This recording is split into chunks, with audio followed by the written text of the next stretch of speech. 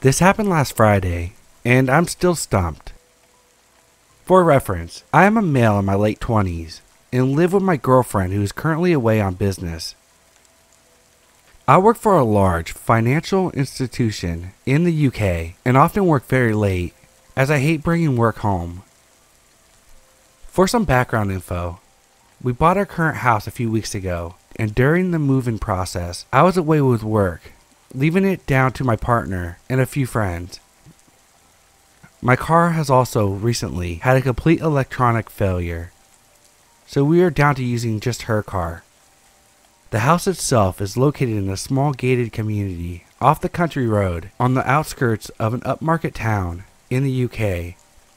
It's surrounded by woodlands, and if you didn't live there or know someone that does, chances are you wouldn't have heard or even knew it existed. In total, there are 8 houses in the community, and the main gate gives access to the first 6, where my house is located, and there's a further 2 gates at the top of the road, which lead to 2 very large mansion-style houses. The houses, which haven't got individual gates, are about 100 feet away from each other, and have enclosed rear gardens, and the neighbors are all business type, who are very often at work and keep to themselves. Anyway, about 2 days ago after leaving for my business trip, I get a call from my girlfriend who seems shaken and tells me that there's a man standing in the garden, and that she can't see his face, but he's walking around and crouching in the tree line. So concerned, but not 100% convinced, as she does have a vivid imagination, and it's the first time she's been home alone in our new house. I tell her to lock the doors, go into the bedroom, and call the police if she sees him again. I return to our city's train station on Tuesday, and agree with my girlfriend that she'll pick me up in her car. Then I'll take it home as she's scheduled to go to Manchester for a conference. I meet up with her, grab a coffee, and see her off to the train, then drive the car back to our house. It's roughly 9 p.m. I park the car in the driveway, head inside. I shower, watch some reruns of King of the Hill, and head up for bed. I get awoken with a light being shined into my bedroom window from downstairs. I get up to investigate, crouching to avoid being seen, and head into the study next to our bedroom and open up the curtains that cover the French doors that lead to a small balcony. My heart drops when I see that there's a man that has now moved towards our back door and is trying the handle. The house is an L shape, so although I can see him, he can't see me without moving around from the back door. He stops for a while, begins flashing the light on and off back into the woods before walking calmly back into them. I call the police and make a report. Nothing happens on Wednesday, but on Thursday, when I'm giving our cat a bath, I hear the garage door being messed with.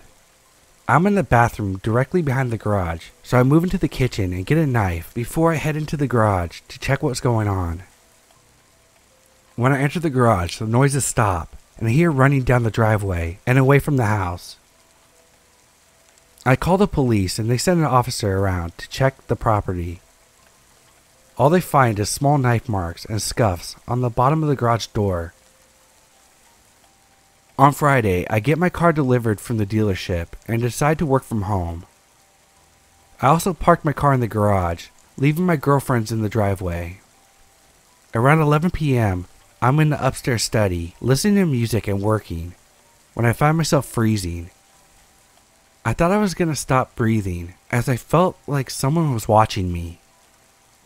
Turning to face the French doors, I see a man, nondescript looking, around 35, wearing a coat and gloves. He was carrying what looked like a torch, standing on my balcony. Our eyes met. Now filled with rage, I get one of my golf clubs from the golf bag and charge towards the door. He climbs down the balcony and runs off into the woods. I've never seen this man in my life before, and I'm sure it's the man that's been causing the problems recently. It also dawned on me that he would have only seen my girlfriend before, and only seen her car. Maybe he thought she lived alone. I notify the police and have bought some security devices and installed them on my property, as well as parked my car in the driveway with hers. We don't know who he is or why he's doing this, but we're hoping it doesn't happen again. Update. Sorry for the amount of time that has lapsed since I posted this originally. Life has been hectic, and in all honesty, these events have become more personal and traumatic, which resulted in searching for our next home. So we'll be able to get out, but due to the lockdown situation in the UK, our search has been on hold.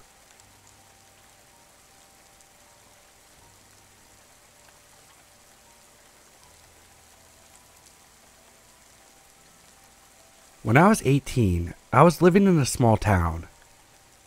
I was friends with the ratty skaters around, and they helped me connect with this dude that sold me weed. He was around 30 at the time and gave me pretty good deals, and lived nearby. I wasn't driving at the time, so it was convenient for me.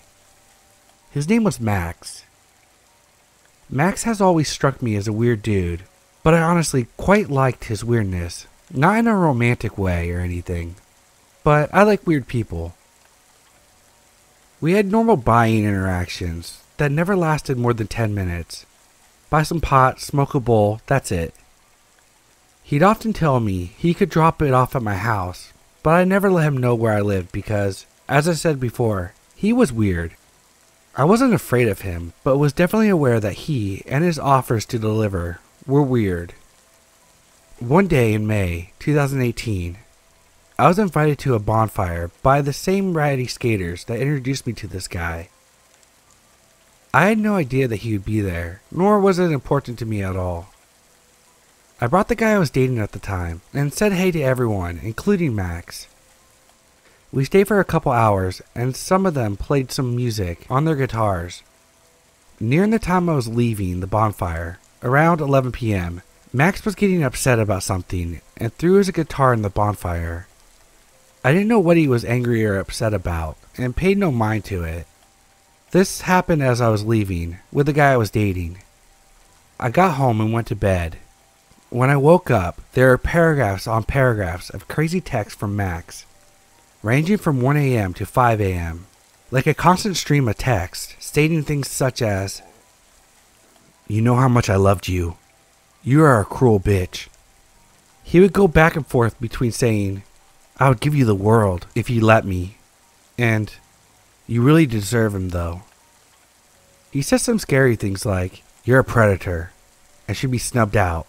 Just wait," and "You are stuck. I will either love you or hate you to the fullest extent of my powers. Behold. Right now I pay the worst death on you and that fuckboy bitch." To top it all off, he said, "Losing you is like losing a mother to me," and told me to tell him I never loved him and that I wouldn't hear from him again if I did. So that's what I did. I said, "I never loved you. Don't message me again," and left it at that. I didn't get a response, nor did I care to get one. Max never expressed any romantic interest, asked me out or anything. This was all out of nowhere, and he was 11 years older than me. I was barely 18. That night, he cut all his hair off and posted naked photos on Facebook, curled up in the fetal position, talking about being a statue of shame. It's as if he had a breakdown, but I had no intent of causing that, and didn't think I would offend anyone by bringing a guy I was seeing. Everyone else seemed to like the guy I brought. About a week later, Max texted me pretty late at night and asked me if I saw the flowers he spread along my sidewalk, saying that he stole every flower in the vicinity of my neighborhood that night. I asked him how he knew where I lived and said I hadn't seen any flowers, so he must have got the wrong house. I also told him he shouldn't do that, as I never felt anything for him, and so on. He told me that he had heard I lived in the same block as another skater guy we were both friends with, and he wasn't wrong. The skater guy I lived by was on the other side of the block, and I never walked that way, so I never saw the flowers. I blocked his number and didn't hear from him again for weeks. Weeks later, I woke up after a rough night, and there were loads of flowers on the sidewalk right outside my house, along with a little bouquet at the top of my walkway. I was pissed. I wasn't scared yet, and stupidly, I unblocked his number and texted him, asking why the fuck were there so many flowers outside my house. This confirmed that he did indeed know where I lived, and I still to this day feel so stupid for texting him and making it known that after weeks he had found my house. He responded saying, sounds nice. 'Twas me. I basically bitch out and block his number again. About a week later, I was out of town and my roommate texted me a photo of a heart with a peace sign inside of it and my name written under it, drawn in chalk outside my house. When I got back into town, I went to the courthouse and began the process of getting a stalking order against him. When I left the courthouse, I went to Max's work and told him that he needed to stop the behavior and that he was stalking me. He looked me straight in the eyes with no facial expression and said, "If you don't leave, I'm calling the cops." I got angry and said, "Call the cops. I was just talking to them about you." And then I left his work in a rage. Soon after this, I began driving again. I once drove by him, and he noticed me. The next day I woke up with my car covered in flowers. I presented my case to the judge, and she put a stalking order in place. He was served with it by police officers, and I thought he wouldn't bother me again. I was wrong. After the stalking order was served, he made several other chalk messages on my sidewalk, left random gifts for me like chalk, and beheaded My Little Pony heads on beer bottles. I always brought these things to the police station, but they said I need to catch him doing it, take a photo, or get him on a security camera. I got a security camera and really hoped I would catch him. It turned out my security camera was stupid. I had to skip through second by second, by hand. It was an impossible task. I was terrified leaving my house at night at this point. I never had my curtains open anymore, and I was so frustrated that my livelihood was being taken away from me. Ultimately, I unblocked his number in hopes that if he would text me, he would be violating the stalking order. After a few days, it worked. He sent me a weird text saying something like, "Forgive me. We are charming. This is harming. Let us try again." By now, it's September, and he finally goes to jail. He's facing up to a year in jail and has to stay there until our court date. I'm finally starting to calm down and able to go outside at night, even if it's just to go to my car. I even let myself have the curtains open sometimes. I am starting to feel alive again. Right when I start to feel secure in my small town life, someone posted bail and he's released only after 3 months in jail. And I went back to living in fear. We still had some court dates coming up, and I was optimistic that he would serve more time for ruining my life for so long. His lawyer kept pushing the court date back to gather evidence, and after 6 months of pushing it back, the state decided he wouldn't do anything anymore and basically closed the case. I moved out of town about 3 hours away, so he didn't actually have an option to continue his behavior. Living in this new place, I feel safe. I can walk at night and don't have to have my curtains closed all the time. It's been over a year since they decided to close the case. About a month ago, he began to respond to my friends' Instagram stories. Friends that lived here in this new town, telling them how fond of me he was. I have always had him blocked, but my Instagram isn't private, so he may have found me that way. I have since changed my account to private, and he hasn't messaged any more of my friends. I refuse to be fearful now, the way I was then. He will never find where I live, or where I work now. However, my life changed after this experience. I will always be more aware of people, and their weird energy. I will always close my curtains early in the evening, and make sure all the windows and doors are locked. I will always live in a bit of fear. Maybe not of him, but of it happening again. He ruined my life for a year, and I truly wish he had gotten more time in jail. He deserves it. So Max, let's never meet again.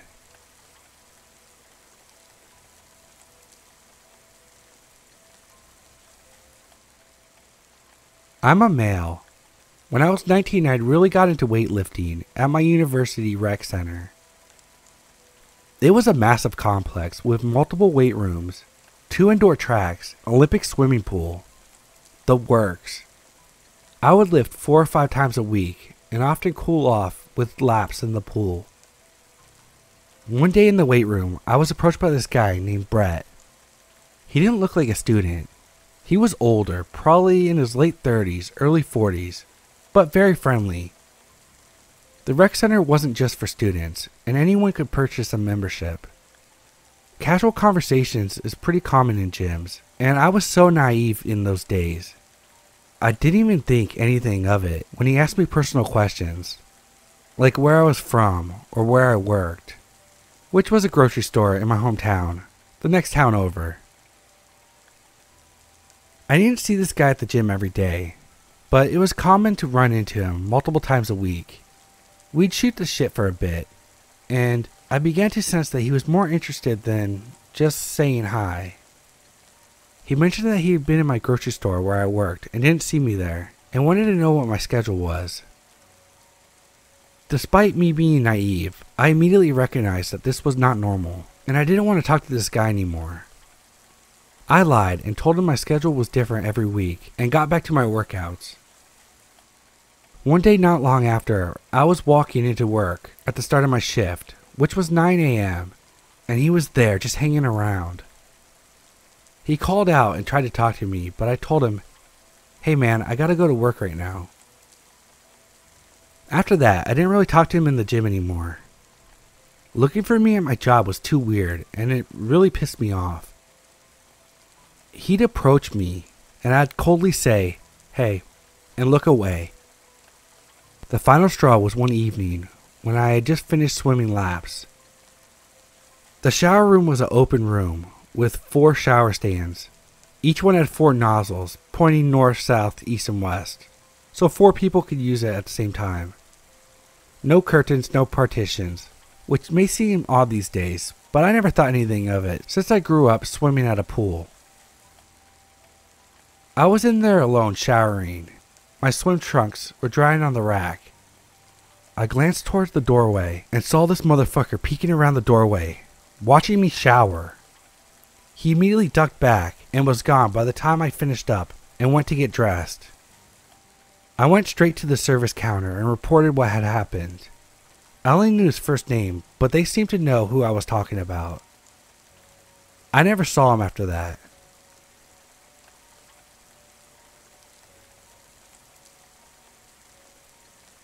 I'm a 19-year-old female, and at the time that this all happened, I was 17. So just to give you some long and necessary background, I was and still am dating a guy named Kyle. That's not his real name, but go with it. We shared a small group of friends. We were all pretty close to each other. We almost did everything together, especially when it involved smoking and doing other hard substances. They were all pretty chill and trustworthy friends, or so I thought. Anyway, one day, 2 weeks before my junior year started, I was hanging out with the group at one of their houses. I just so happened to fall asleep after a while of being there.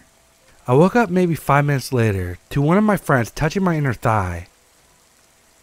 Just a note, I was the only female in this group, and my boyfriend wasn't there when this occurred. When the friend touching me noticed that I woke up, he immediately stopped, and I ran into the bathroom crying. I had been sexually assaulted before, so just going through it again isn't the greatest feeling. A few minutes passed by, and I left the bathroom. I pulled one of my friends aside and told him what happened. His response shocked me. He said he saw what happened, but didn't stop him. I don't know why he didn't, and I guess I'll never know. That same friend told me not to tell Kyle because he didn't want our friendships to be ruined. Well, I obviously told Kyle that night, and he was understandably pissed off. We came to an agreement that we would no longer be friends with them anymore. A few days went by, still avoiding the group, and we would receive a lot of messages from them. But they were shocking and hurtful messages saying that I'm being overdramatic, that it's my fault that it happened. Just act like nothing happened. He didn't really sexually assault me, and so on. I was pretty destroyed reading all those messages, coming from those so-called friends. But for some stupid reason, we all became friends again when school started. I know what you're thinking. Why would you go back to that shitty group of friends? I guess our only lame excuse is we hate confrontation and we wanted things to go back to normal. I wanted to feel normal again. Well, obviously, it wasn't the best idea taking those friends back, especially the one who touched me, because it started to really affect me mentally. I became super depressed. I developed really bad trust issues with everyone, including my boyfriend. I would constantly have panic attacks throughout the day and started self-harming again. I was extremely suicidal, and I was failing all my classes because I rarely showed up to school. The school attendants and staff had no idea what was wrong with me. I would refuse to tell them and my family. One day came around and I couldn't hold it in anymore.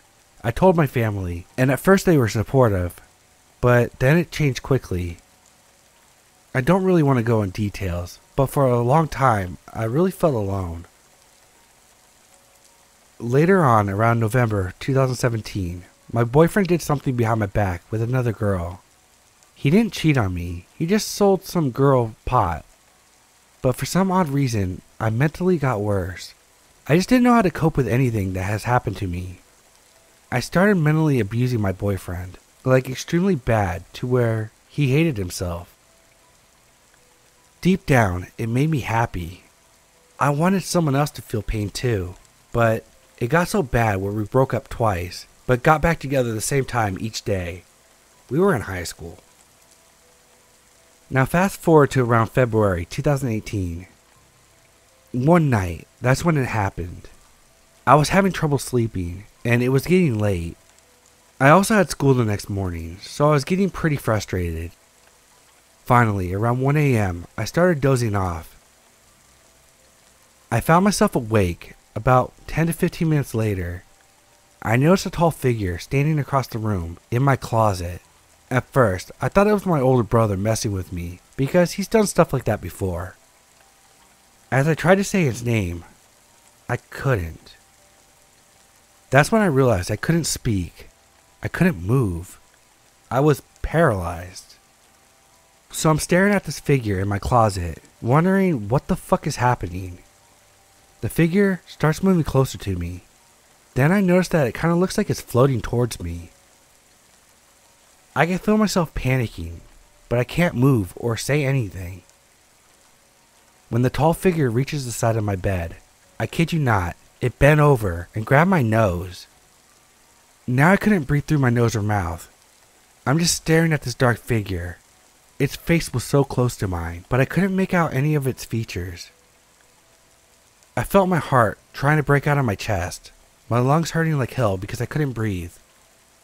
I legitimately thought I was gonna die, but suddenly I quickly sat up, gasping for air. I looked around my room for that figure, but it wasn't there. I was scared. I was terrified. I didn't know what just happened. I just thought it was the most realistic nightmare of my life. I mean, I guess that kind of thing happens, right? The next morning when my boyfriend picked me up for school, I told him about the realistic nightmare. He said, "That's creepy." And that was that. A few weeks later, I brought it up to my older brother, and that's when he told me that I probably had sleep paralysis. I had no clue what it was, but after hearing the definition and doing some research, I was really freaked out. I read online that stress, anxiety, depression, and other things like that can cause sleep paralysis. I realized that everything that had been happening to me recently played a big part in my sleep paralysis episode that night. I would be lying if I said I didn't have trouble sleeping for a while after that. But I eventually got over it. But every now and then, I get a little nervous to go to sleep. Fast forward to now, 2020. Kyle and I are doing well. Better than ever. We are renting our own apartment. We have 2 cats, and they are absolutely amazing. Our 3-year anniversary is next month, and we're extremely excited.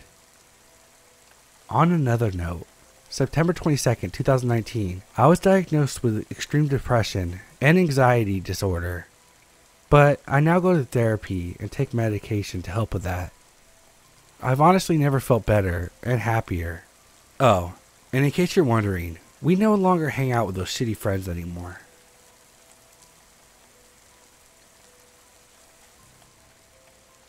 This story happened when my best friend and I were 15 years old. We had to take an important exam at the end of the year, so we attended some private sessions in order to prepare. Because of this, we could only hang out on Saturdays after 5 p.m. We were at the mall, and after a bit of window shopping, she asked me to come outside in the park so she could smoke a cigarette. She took it from her mother, but I didn't smoke. I never liked it. I accepted as I was used to her requirement. So we were in the mall's park, walking while she was smoking that damn cigarette. It was like 6 p.m., but it was already dark outside, as this happened in winter. Let me describe the place we were at. This was a large park, full of trees and big rectangular shaped bushes. On the side aisle, there were some restaurants, a full 10-meter gap, an exit to a dark street, and to the parking lot. There was another big space and a place for skating. We thought we were 100% safe, as we were still walking on the mall's property. We arrived near a strange exit, when a man about 5'9" approaches and asks us for a cigarette. My friend tells him that she doesn't have any more cigarettes, that she got it from someone else too. He seemed like he was in his late 40s, was unshaved, and wearing a red hood, which almost covered his eyes. I tell him that we have to go, to which he responds with some incoherent words. We both knew something was off, so we took a step back. "Why are you scared? I won't do anything to you," he said as he was still approaching. "Don't worry, I meet a lot of girls like you," he said, then started to mumble another word under his breath that we couldn't understand. We didn't know what to do. We didn't know if he had any weapons. Behind us was a big bush. In front of us was him. If he chose to run in different directions, he would be able to catch at least one of us, and take one of us with him. There weren't many people, but the ones who were passing by didn't seem to care about our terrified looks. My friend started to repeat that she was sorry, but she couldn't help him. And I think one of the passerbyers heard her. Fortunately, a man about 6'3", that looked a lot younger and stronger than the creep, stopped and asked why he was bothering us, but wasn't given a response. My friend took the chance, crushing the cigarette with her foot as quickly as possible, and started running. I, as a complete idiot, remained frozen for a few more seconds and looked into our Savior's face, then started sprinting. We didn't stop running until we were sure that he couldn't see us anymore. Both of them left, and we got back into the mall safely, and we never told anyone about this encounter.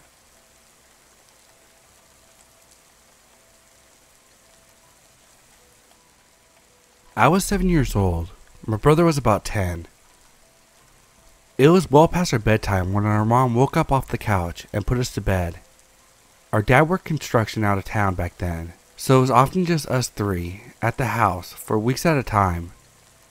Up the stairs and immediately to the right was my parents' bedroom. Going left put you in the middle of the hallway. Taking another left down the hallway led you to my brother's room. The opposite end was my room, which was also across the hall from our upstairs bathroom. At either end of the hallways are window doors we always kept locked and rarely used. The door on my end led to a balcony overlooking our front yard, and the door on my brother's end opened to the back porch as the house leans on a small hill. My brother and mom are both in the habit of waking up in the middle of the night to use the bathroom. I only knew this because I was always a light sleeper and they just couldn't help flushing with the door wide open.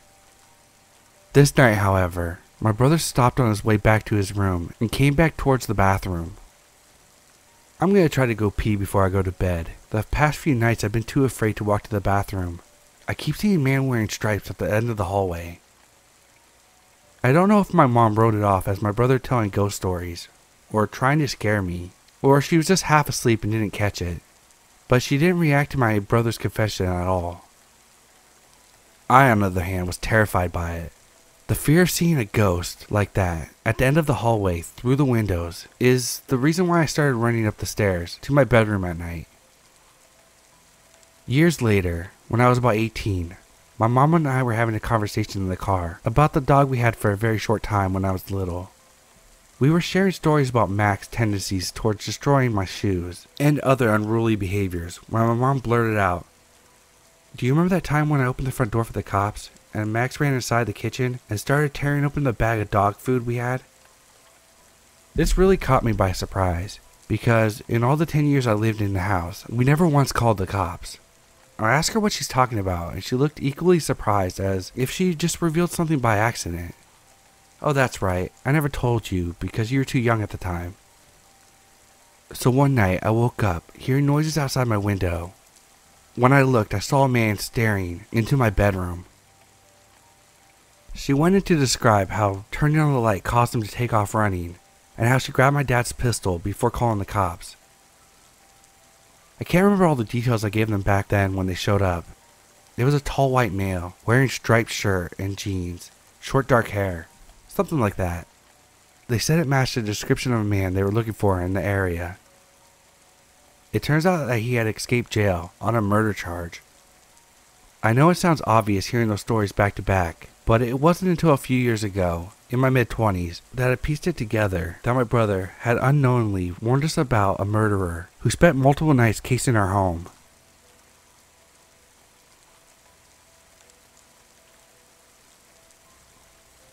It was about 12:30 or 1 a.m. and I was driving home from the movie theater. My friends and I had just watched The Conjuring, which put my mind in a creepiness-fueled, hyper-aware state. I was driving through the downtown in my not small, not big town, and downtown is kinda like an old, historical-looking district. Usually, there are very large crowds of people outside of this one downtown bar called The Grove, but it was raining and drizzling. Even though it was raining, it was a Saturday night, and I live in a part of Florida where people learn not to care about light rain, so I was a little surprised to literally see no one. No one but this lone woman. I'm at a red light next to the Grove, and I see this lone woman standing at the edge of the intersection that I'm stopped at. She's not moving, she's just standing on the sidewalk to the right of me, staring about 45 degrees up into the sky, in the direction that I am currently headed at. I look at her as the light changes to green, and I drive past. I drive slowly, almost hoping for her to look down and make eye contact, because the way she was staring upward was confusing and discomforting. She doesn't look down at me though. She just keeps staring upward down the road that I'm driving on. So I pass her and just think to myself, that girl's freaking weird. Whatever. I hope she's okay to get home, or something like that. I had driven down the road several blocks, still thinking about how weird the girl was. Then I see a man standing alone on the sidewalk to the left of the road that I'm on, almost perfectly mirroring the girl. The man is standing there completely staring up in a 45-degree angle into the sky, but he's looking directly in the direction of the girl. At the very least, the two were 4 blocks away from each other. There's literally no way they could see each other, but they are both looking at the same exact direction of each other, just up into the sky. What were they looking at? Why were they alone? Why were they not moving? I still haven't guessed the reason to any of these. What did I drive under?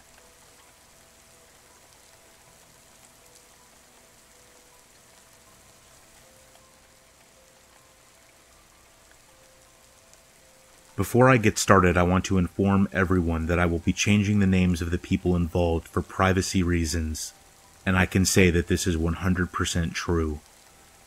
Let me tell you a little background about my house setup. This will come in handy further in the story. I live in a small trailer with my parents and 5 siblings.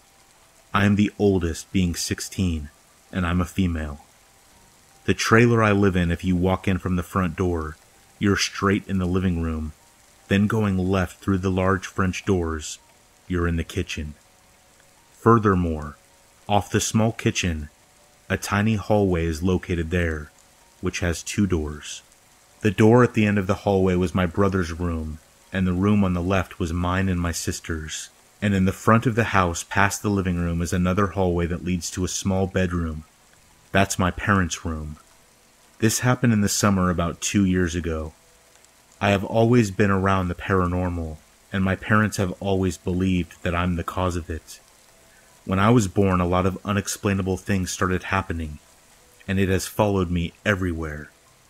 I came home from going out with some friends, and my sister, for this story I will call her Anna, was only 6 at the time, and was deep asleep. We had a bunk bed. I was on the bottom bunk, as I had to wake up in the morning for school. I opened my door around 11 p.m. after taking a shower, checked on Anna, who was sleeping with her eyes open. I was used to it, and I got onto my bed and grabbed my phone to watch some videos. I must have been on the phone for some time, as when I went to lay down for bed, as I had school tomorrow, the time read 2 a.m. Now, for everyone to know, I have really bad tinnitus, so I needed white noise before going to sleep. Tonight I decided on some music. After 10 minutes of searching, I found some tunes that I liked. I then shut my eyes, but then started hearing small footsteps running down towards my room. It sounded like it came from the living room. I don't know if it is normal, but I can tell who is coming near by the sound of footsteps. But these were weird. They were small, so I knew they were children's, but very light and definitely running. I keep my eyes closed, trying to think of who could potentially be approaching my room, but I couldn't tell like I normally could. I then heard my door open. I heard a child giggle, and I froze, my eyes still shut. And I knew that this was no one in my family. After a few seconds, I slowly opened my eyes to find a small girl, maybe around the age of 6, looking like she was closing an invisible door. She put her hands on the door, the real one, and laughed.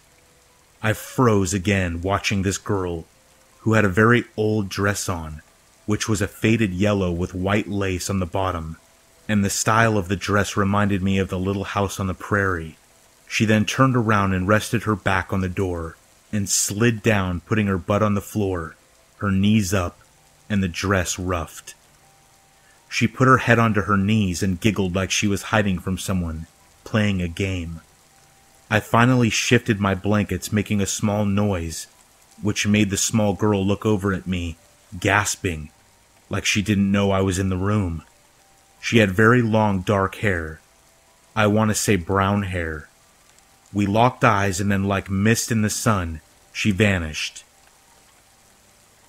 I freaked, grabbed my phone, and messaged my close friend so I could remember what happened and to calm myself down. My heartbeat pounded, and I counted sheep trying to calm down, which must have worked, as I woke up in the morning. I went to school and told my close friend, who was very concerned, as she read my message. After busting on me for smoking the devil's lettuce, marijuana, which I did not, and she did actually believe me, I came home and told my mom, who looked at me eyes wide and told me I was lying and that I was trying to scare her. I spoke up and told her no, that this happened. I have a message sent to my friend to prove it. She then told me that around the same time, she heard 2 kids playing out in the living room. She got up very angry, thinking it was Anna and my younger brother playing, but she opened her door to find the living room empty. Confused, she went to check on my brother and sister to see if they were asleep, and they were.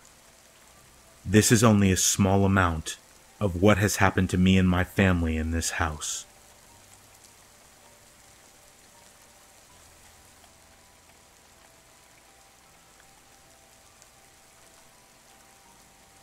I am writing this story in my apartment the day after this event occurred, and I cannot feel at ease no matter how hard I try. Some context. I am a 24-year-old female, 5'4", and 115 pounds. I recently moved into a crappy apartment in a large city in Texas with my boyfriend. We ended up in this place because we owed another apartment money at the time, and in order to get a nicer place, we needed to pay off that debt. so we signed a short 6-month lease, and though we paid off the debt already, we have to finish the remaining months regardless as to not break another lease. This current place is cheap, very old, as we unfortunately discovered, not surrounded by the most trustworthy characters. The layout of this apartment has a front entrance gate, and as you enter, it goes around in an upside-down U-shape, all the way to the exit gate. The parking spots were all along the area in which you drive through the complex. Each apartment door has a semi-private entryway unless facing the street, so it is hard to see exactly which door the person enters if you're in the parking spaces. Mine is one of the semi-private entryways. There are also dumpsters around each corner of turns throughout the U-shape. Our apartment is at the back left corner of this U-shape.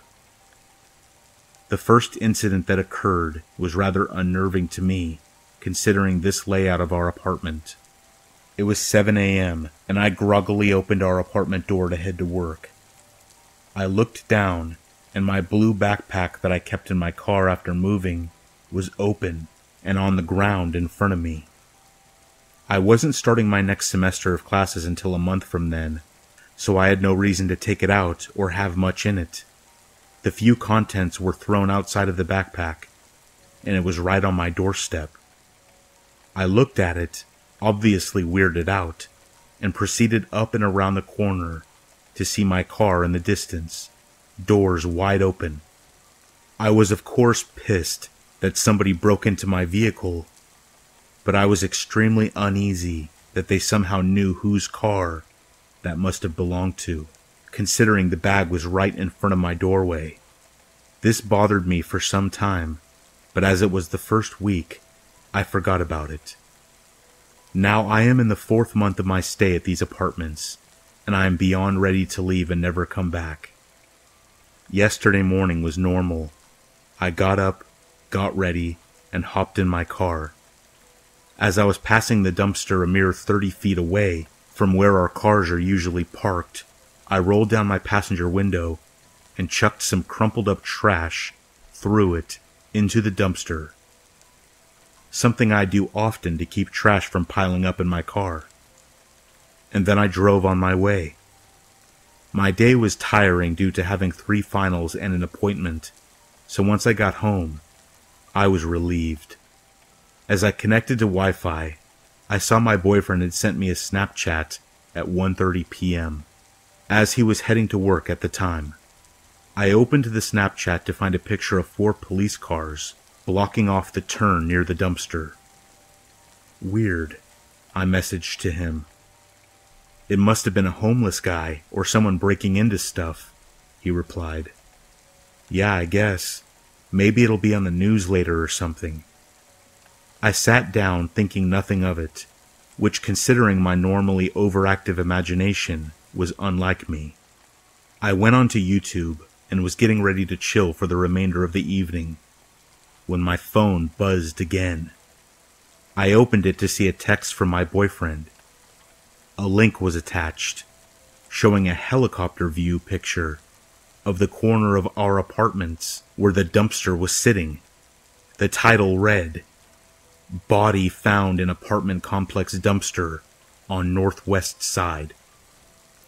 I stared for a moment, and then felt my face go numb and the slight feeling of nausea creep into my gut. I immediately called my boyfriend, and he seemed surprisingly unconcerned about the entire thing. I, on the other hand, could only think of the decaying corpse of a person who I tossed trash onto unsuspectingly that morning. Apparently the body found was a woman, 35 to 40 years old, with blunt trauma to the head.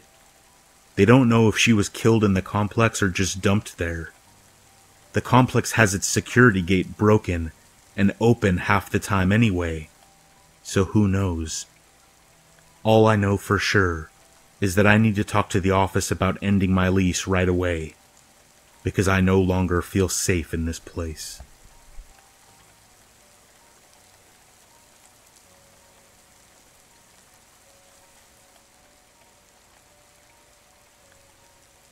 I'd like to start this off by saying that I'm a 19-year-old girl about 5'5", weighing 110 pounds. To many people, I'm considered tiny and approachable. To give a little backstory, I have worked at a pharmacy for the last year and a half, mainly doing grunt work, garbage runs, filing, masking boxes, and the like, along with my normal prescription filing duties. My office is located in a pretty sketchy part of downtown, in a major city.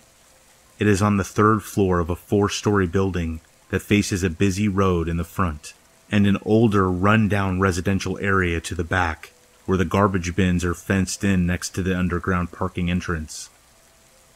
Directly across the alley that the bins are in is a worn-down yellow house that rarely sees the light through the overgrown trees and vegetation in the yard behind the gate. I had never seen anyone in or around that house during my daily garbage runs, though I did notice 2 very large cane Corso dogs that were caged on the rickety deck. I kept getting that feeling of being watched during one of my more recent trips to the bins, and I hesitantly glanced towards the creepy yellow house to find nothing out of the ordinary. Now, I'm an avid horror fan, used to being a little bit spooked by cliches like creepy houses, and spend my days being paranoid over everyday circumstances, constantly looking behind my shoulder and being suspicious of everyone that moves around me. So I chalked it up to me being paranoid. The feeling never subsided, so as I rushed to finish the job, I took one last peek behind me and saw a very tall, slender man with unkempt, shaggy gray hair, wearing a tattered white tank top with holes and stains, peering out the bay window over the deck and straight at me. At this point, I had never known someone lived there, as I had never seen anyone, and my customer service instinct kicked in, and I gave him the best polite smile that I could form. He did not return it, and continued to burn his eyes into my being, and after what seemed like hours, he slowly retreated back out of sight, never breaking eye contact. This was just my first encounter with this man, but oh, do I wish it was my only one. The next few times were normal, with me glancing every now and then to see nothing but the pitch black inside of the house and a few birds fluttering around his yard. Until the day that is burned into my brain forever. It was a hot and sunny Tuesday, and I had worn a navy dress to keep me cool during the day. The time comes for me to do my garbage trip, and I grab my X-Acto knife that I used to break down cardboard and slipped it into my dress pocket. Pulling my small cart of cardboard and garbage around the fence and into the partially enclosed area of bins, I look across the alleyway and see the man standing on his deck. He walks over to the cages and lets the dogs out, and they sprint down the stairs of the deck and up to the chain link fence surrounding the yard and begin barking furiously in my direction. After getting refocused on my job at hand, I periodically peered over my shoulder and out of the corner of my eye to keep tabs on this man, until the last time I did so, when I could no longer see him standing on his deck, but rather he was slinking along the sidewalk out of his fence and in the shadows of the trees from his yard. He paced back and forth, about 30 feet in each direction, before spinning back and going the other way. I began panicking and rushing, catapulting the cardboard into the bin. And that's when I heard this sound. Rocks from the gravel alley being scuffed under heavy footsteps. I mustered up all the courage I could and turned my entire body to face the man, my hand in my pocket gripping the knife tightly, ready to defend myself. To my horror, the man was less than 10 feet in front of me, head down staring at the ground with one hand behind his back and the other in his pocket. As he closed the gap between us, I heard a voice from behind me, to my left. I turned to investigate the voice, and it was a young man, a tall, gawky man, probably around 23 or 24, that I had recognized from the cafe on the first floor, with a garbage bag in his hands. He asked me, "Is that your cart?" I glanced towards the cart and, dumbfounded, I responded with, "Yes." He struck up a conversation with me and came close and rested his hand on my shoulder and looked me in the eyes and whispered, "Come with me." He grabbed my cart and began walking towards the building. And this is when I turned back to look at the man who had scurried back across the alley to his fence, scrambling to open the latch while shoving something into his pocket and cursing under his breath, shooting daggers at the cafe man. When we made it back into the parking lot adjacent to our building, he stopped and said, "I was on my way to the bins when I noticed that man coming toward you. I hoped asking about your cart and being near you would deter him from whatever he was thinking of doing. Now you be safe and bring a partner every time you go down here, or you can come grab me if no one else can." We said our goodbyes and I thanked him profusely. I never went down alone again after telling my coworkers what had happened. To the young man in the cafe, "At the time your small talk seemed meaningless and forced, but it very well could have been the reason that I am still alive."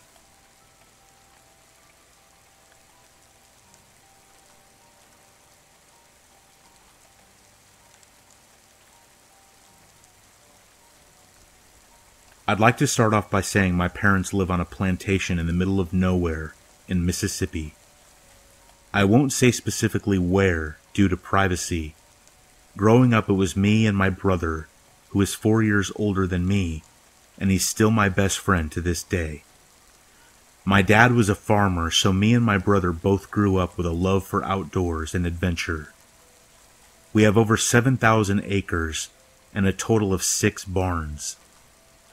My grandparents owned this land before my father inherited it. I was 6 years old at the time of this encounter and my brother was 10. My mother had just passed and it was just us 3 left. We were out one day exploring the barn. My dad was out in the fields tilling to prepare for the crops we had coming in. We ended up down in the community, which was about 2 miles or so from our house, which consisted of 7 houses that were out in the woods. By this time they were overgrown and underkept due to their lack of tenants who were in charge of the upkeep. To give you a bit of insight into how these looked, I will try my best to give a brief explanation. They were all wooden houses, 1 story of course, with a small porch and a large wooden door. They had 2 windows on each side of the front door and windows all along the sides. All broken. The grass was waist high, and the tree limbs had broken into the windows, and some had even grown into the side of one of the houses. My brother was carrying a machete to chop away some of the undergrowth so that we could get to them. We entered the front house that was a bit bigger than the rest, with tin on the roof and a brick chimney. The steps broke under our feet, and my brother had to help me climb up. The porch had almost completely rotted by this point. I'm not a tall girl, and my legs are especially short, making high cabinets and big steps difficult for me. Even now. My brother went first, opening the door with a heavy kick from the wood, being warped and disfigured. He shut the door the best he could behind us. We entered the house to see most of the floor was missing, revealing grass and even small trees growing through the floor.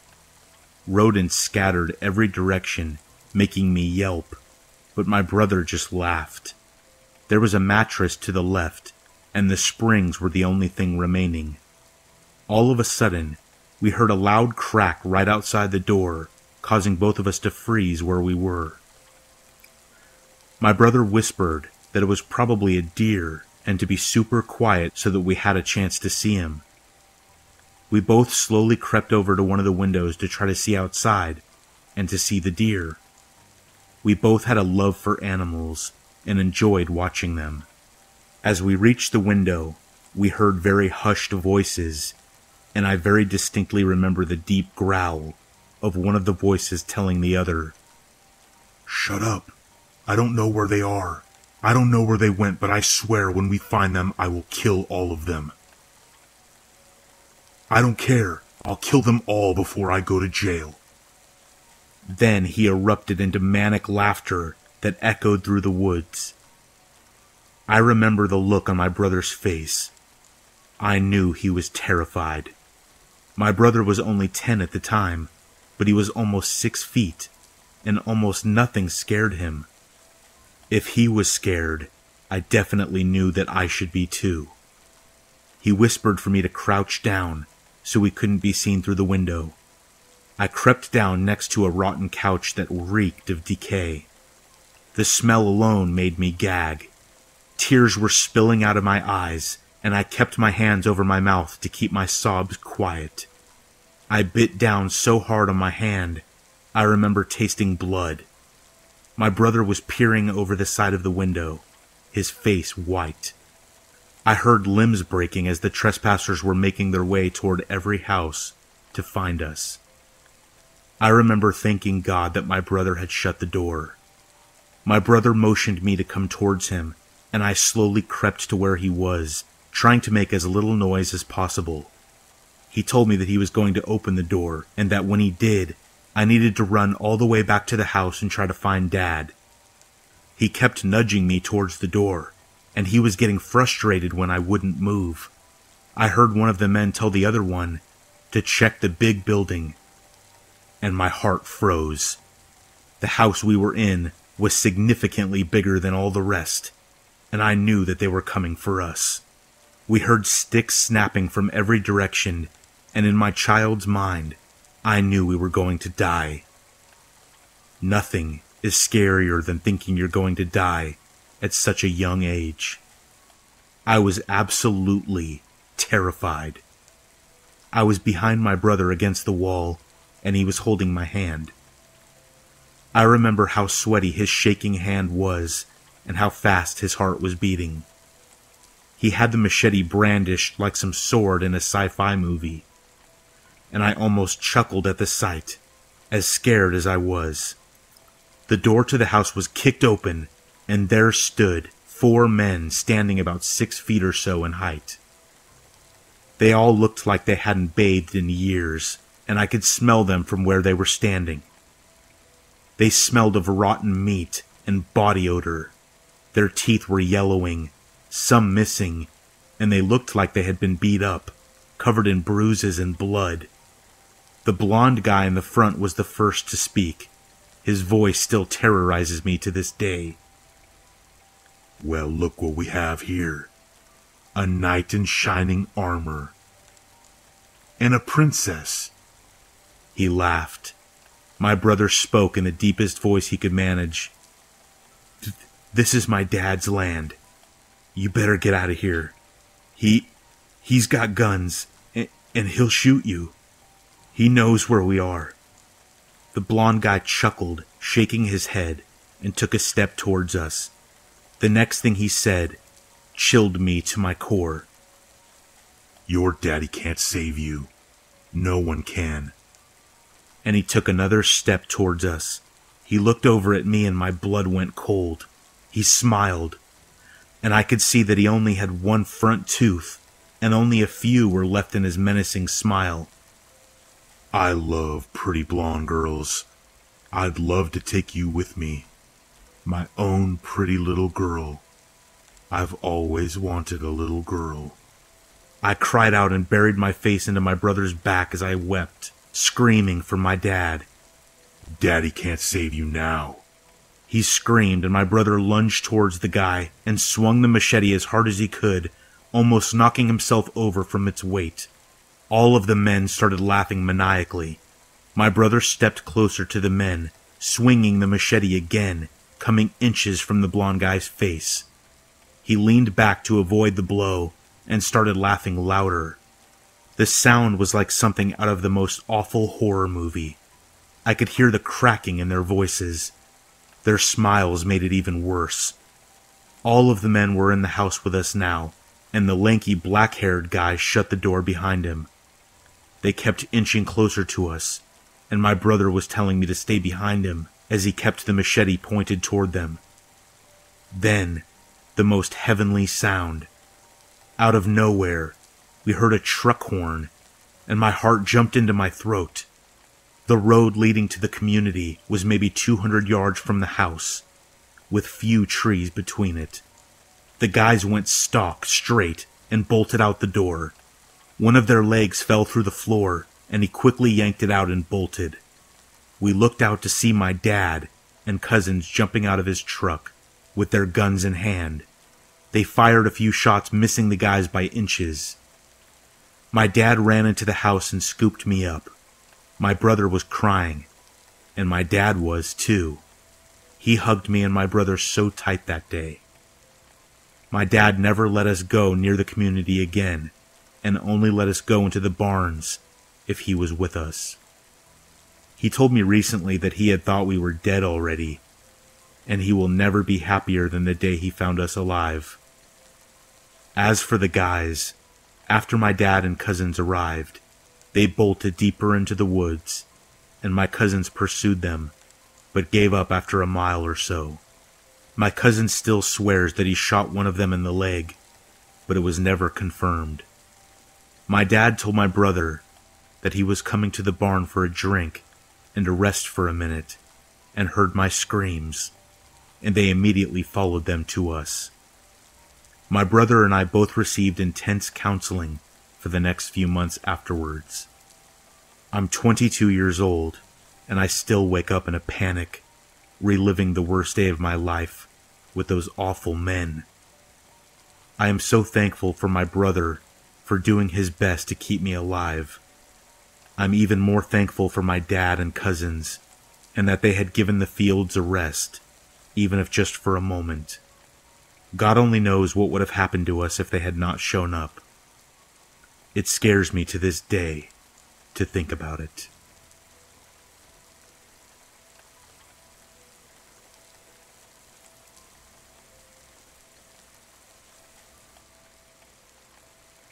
In high school, some friends and I really enjoyed exploring abandoned buildings in the small city I was in, and climbing occupied buildings. We generally went as a group of 3 to 5. 2 people didn't feel safe enough, and 6 felt like we made too much noise and would get caught. These 2 experiences happened when I decided to go with only one other person. The first experience was my junior year of high school, when a close friend and I decided to go to a 5-story warehouse and cotton mill compound at around 9 p.m. in the late fall. The majority of the night was uneventful, and I really liked this place because it was big and open, and you could generally see to the other side of the warehouse, 300 to 400 feet on each floor. However, on the 3rd floor, there was an office building, and in the basement, a very damp, dark, and cramped storage area. We wandered the 1st floor for about 45 minutes before going to the basement because there were generally cool signs that we could snag to decorate our rooms. The entire time we were down there, I felt like there was someone behind us peering out from around the corners and through the fences dividing the storage areas. But every time I turned around, we were very much alone. I never heard anything, just that feeling. I didn't say anything because I didn't want to seem scared for no reason, so we continued without any actual incident and moved to the 2nd and then 3rd floor. The 3rd floor is one I generally steer clear of because of how claustrophobic it made me feel. In the darkness, with only 2 flashlights to reveal the surroundings. The office spaces were laid out with one long hallway running the short side of the building, and multiple long hallways running the length of the building. These long hallways had small square rooms on either side, and the white walls were covered in spray paint tags, quotes, and artwork. As my buddy walked into one of these rooms, I once again had this funny feeling, and I turned around, shining my light back down the hallway and looking into the short corridor that we had just come from. As I did this, I saw a shadow at the right side of the doorway and watched it quickly dart to the left, across the doorway and deeper into the building, away from the stairs. I immediately called out to my friend and told him what I saw. He thought I was messing around and trying to scare him. I told him no, because I had a rule that we don't scare others while exploring, because someone could get hurt. Convinced that I had actually seen something, we left as quickly as we could, and I explained the feeling I had when we were in the basement, which he stated he had felt as well, but didn't want to seem scared either. I still do not know what or who that was. It still creeps me out because my flashlight was the only light source there. This floor has no windows, and it was a distinct shadow from my flashlight. Though I never saw anything to create the shadow, even though it crossed in front of the light. The second experience was at an abandoned grain plant a few miles outside of town. The building is about 18 stories tall, has a small office space connected to the bottom, and is surrounded by massive 10-story cone-shaped buildings, which I think were silos, but we could never really figure out what they were exactly. I was with my girlfriend, and she really wanted to go exploring with me, so we decided to go there that night. When we arrived, the area already felt weird because it was bright, and everything had a brownish tint to it. Even though it was midnight, we hadn't pulled out the flashlights yet, and there was no moon that night. I just decided that our eyes were adjusted to the darkness and moved on. As we walked the 2 football field access road to the plant, it became eerily quiet. No wind or movement of any kind. The only sound we heard was the leaves under our feet. Once we got to the overgrown parking lot and loading docks at the base of the building, we stood and stared up at the tower and hesitated. She turned to me and said that she didn't feel right about this. I told her she wasn't alone, because I had a feeling of dread about going up.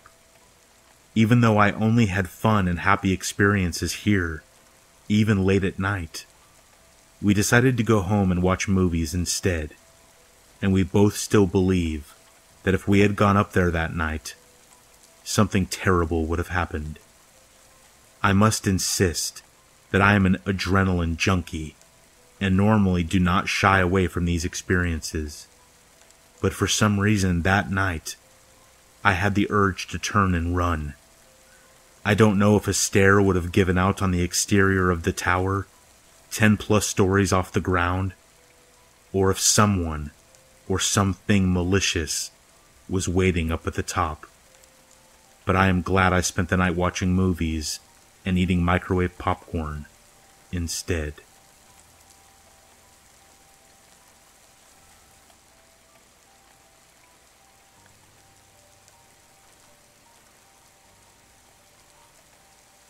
This happened in 2015 when my husband and I were together. We've since separated, and perhaps this story will help you understand why. He and I married that year, and he always was a little off. Sometimes more off than on. He served in the military and was proud of his time served, and I was proud of him too. However, he had a tendency toward visual hallucinations. I'm not sure if it's the PTSD or his familial history of mental illness, but he saw things. Usually it happened while driving. Once he saw an 8-foot spider casing the side of a barn while we were riding along the road. He asked me if I saw it. He was panicking. I didn't see it. Let me paint a picture. My mom lives deep, deep in the rural South. Further down her road are old houses people still live in and use outhouses to this day. They collect rainwater to drink, etc. Before you get to my mom's road, there's a well-kept farmhouse, pretty close to the main highway. My sister says she's seen a dozen men walking out in the fields behind that house, dressed immaculately in white suits. I promise everything that what I'm saying is true to the best of my knowledge. My husband and I pulled into the highway one night after dusk, and are gaining speed as we pass that house. He's driving, and I'm in the passenger side, head back, and the farmhouse is on the right of the car. Suddenly, my husband swerves and screams. My eyes open. In a blur, I see a white human-shaped creature running at the car. Pale white, maybe gray skin, crazed, angry eyes. I don't recall that it was wearing clothing. I just remember the flash of white skin. And those eyes. Human eyes. Unmistakably human, with all the rage and wild contempt that only a human being could be capable of. It was running right for my door, but we passed it right before it made it to the car. My husband screamed and asked if I had seen it. I don't know why. I can't tell you why, but I told him that I didn't. He described it to me, and I reiterated that I had not seen it. Later on, I confessed that I did actually see it, so I'm not a complete liar. I can't let go of the feeling that it wanted to do harm to one of us. It seemed I had locked eyes with it, but it was only a split second, so I wonder what my mind had filled in to make sense of the situation. Much more strange things happened to my husband and me, but I can't talk about those things. I feel safe enough describing this, however. For some reason, he seemed like a beacon for the unusual and the unexplainable. He and I separated due largely to his decreasing mental health, so I'm not sure what he's been seeing these days. But I know that we both saw something that night. I'm just not sure what it was.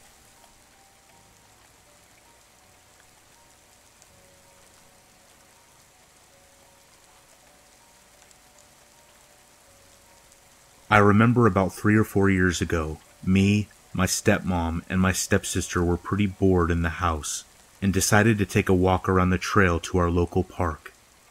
When we got there, it was crowded with people. People playing basketball, playing tennis, playing volleyball and soccer. Lots of people were having picnics and family barbecues as well. It was nice seeing all the friendly faces and seeing people having a good time. That made me have good vibes, and I was in the mood to start moving around and get to walking. We started making our way to the trail. The trail started right under the shaded part of the park where everyone was barbecuing and playing music. We started walking, and after about 10 minutes, I realized that we were the only people walking the trail. The trail wasn't that big. If you walked at a normal pace, you would lap around the trail once every 15 to 20 minutes. We lapped around the trail once, and I noticed a guy that was randomly standing on the side of the trail. I couldn't tell if he was looking at us or not, because I have bad eyesight, and I didn't wear glasses at the time. But as we got closer to him, I realized that he was indeed looking at us as we walked by. I didn't think much of it at all. I just assumed that he was checking out my stepmom, because a lot of men thought that she was very attractive. About 5 minutes after that, we were on this part of the trail where it kind of went into the woods out of sight from anyone. Me and my stepmom were talking about something random when we both heard footsteps behind us. We both looked back. It was the man who was looking at us earlier. My stepmom and I looked at each other, but still thought nothing of it. He was about 600 feet behind us, not close enough for us to suspect anything. So about 2 minutes after that, I looked back again, just to see if he was still there. And he wasn't. "What the hell?" I slipped up and said. I was really confused. We were too deep in the wooded side of the trail for him to have turned around and walked back so quickly. But I just brushed it off. As we made it out of the wooded part of the trail, we saw the man again. This time, he was walking towards us, smiling. "Hey, ladies," he said. He looked at each of us, looking for a response. I shot him a friendly smile. My stepsister wasn't even paying attention, because she was on her phone with her earphones in. My stepmom says, "Hello, how are you doing?" And then he began making small talk with my stepmom, saying things like, "It's such a beautiful day today, isn't it?" Or, "This is just the perfect day." I started to get a little tired of fake smiling and acting like I cared about how much this man loved the day and how it made him feel. I guess he caught on to my annoyance by him, and he says, "Well, it was nice talking to you fine young women. Enjoy the rest of your day." We walked off. I glanced behind me and he was watching us walk away. This is when I started getting weird vibes from him.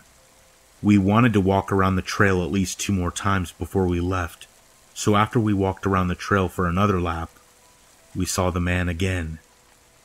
This time he walked up to us, with his hands on his hips.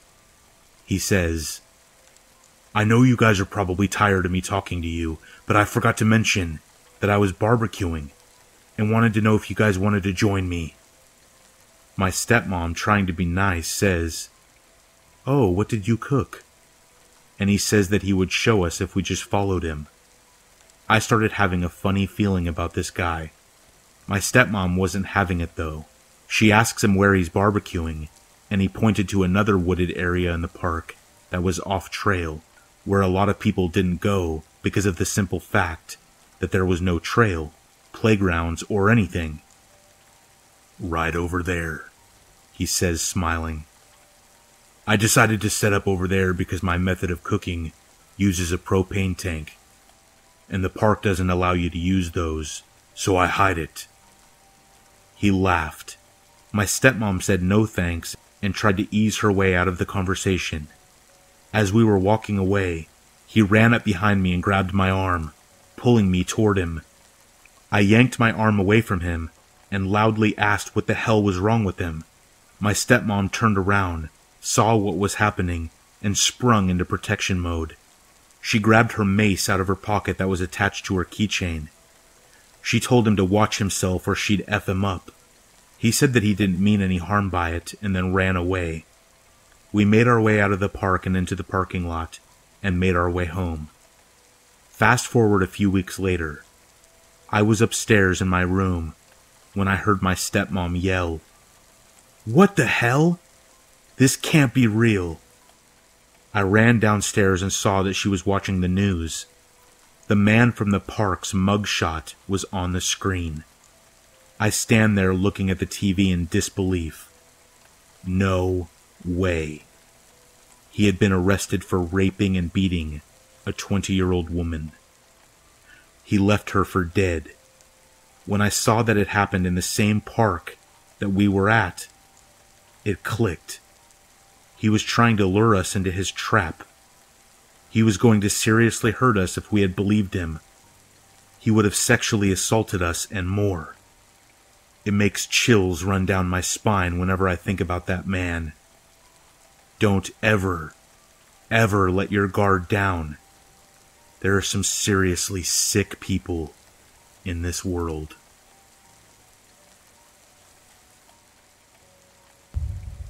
I'm on mobile, so please don't mind the grammar. Anyways, it was late at night and I was sneaking at my girlfriend's house with her to go to somewhere with our friend. Me and my girlfriend waited across the street on some church stairs, waiting for our friend to pick us up. We were just chatting about our plans for the night and whatnot, when we noticed some guy walk to our neighbor's car. It was around 1, and we started paying attention to this man as his whole demeanor was strange.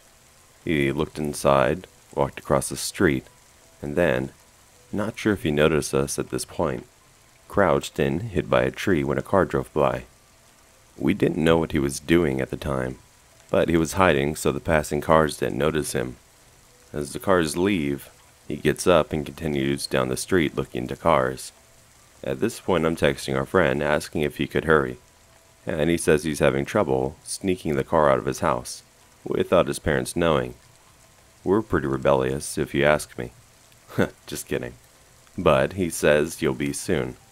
This is when the man crosses the street to the side where me and my girlfriend are waiting. Clearly doesn't notice us sitting on the stairs under a light, He goes to a car and opens the trunk of it. He crawls right in and closes it back up. The car was an SUV type. He's doing God knows what in the car for about 5 minutes. The whole car is slightly shaking. He gets out and starts walking down the street, where he finally notices me and my girlfriend sitting. He just looks at us, mumbles something under his breath, and puts a fist out for a fist bump. I'm no stranger to weirdos, so I fist bump him, and he mumbles something again and just walks off. It looks like he had little kid book bags on because it had some sort of graphic on it.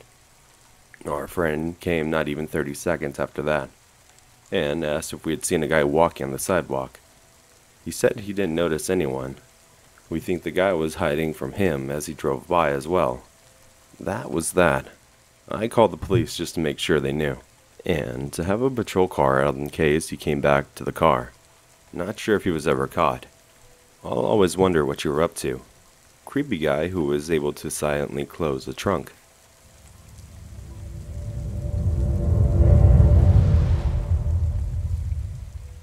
Recently found this subreddit, but this happened about 6 months ago.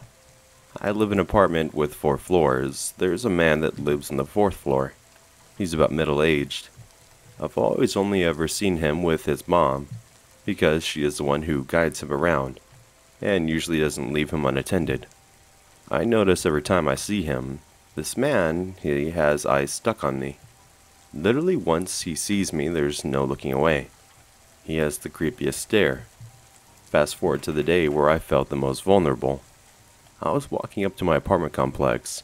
Usually the walk is a bit long. Once I'm a couple steps from my door, I notice a familiar face. Yes, it was him. He was alone this time, which made me scared to death, not knowing what he would do. He stared at me from the moment when he saw me to the moment I closed the door and locked it behind me. 5 minutes passed by, and I'm in my room eating and I hear my mom talking to someone in the living room. I walk out and it was him. Why the fuck did my mom think it was okay to let him in? I don't know. Apparently he was ringing the doorbell nonstop until he got someone's attention, which happened to be my mom's. My mom opened the door and asked what he wanted, and he shoves my mom, pushes the door open, walks in and points to my room, saying, "My girlfriend. My girlfriend's in there," which was creepy that he knew which exact room to point to. My mom proceeds to say that no one was home at the moment. That was when my sister heard him and walked out. My sister kicks him out immediately. A couple minutes later, he's ringing the doorbell nonstop. This later goes on for another annoying 2 hours, with the doorbell consistently ringing. My sister looks into the peephole once in a while. This man in his whole face is in the peephole, and is laughing to himself while my sister is cursing him on the other side. He bangs the door here and there, but is constantly being creepy through the peephole. Every other time we would look through the peephole, he either has his head down, his face in the peephole, or him walking back and forth laughing at himself. This proceeds for a while until I call the cops. You know how that goes. I called 3 times, and waited for about 2 hours, waiting on the other side of the door while this man would not leave me alone. Cops didn't do shit. I haven't seen the man since, but I'm still scared of any future encounters. Never want to experience this again. So, to the creepy neighbor on the 4th floor, let's not meet.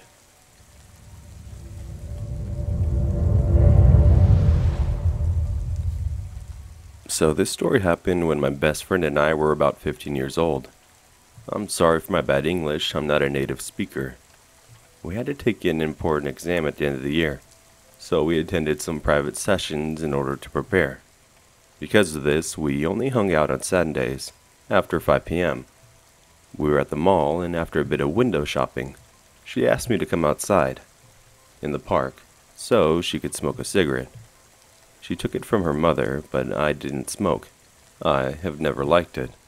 I accepted as I was used to her requirement. So, we're in the mall's parking lot while she's smoking that damn cigarette.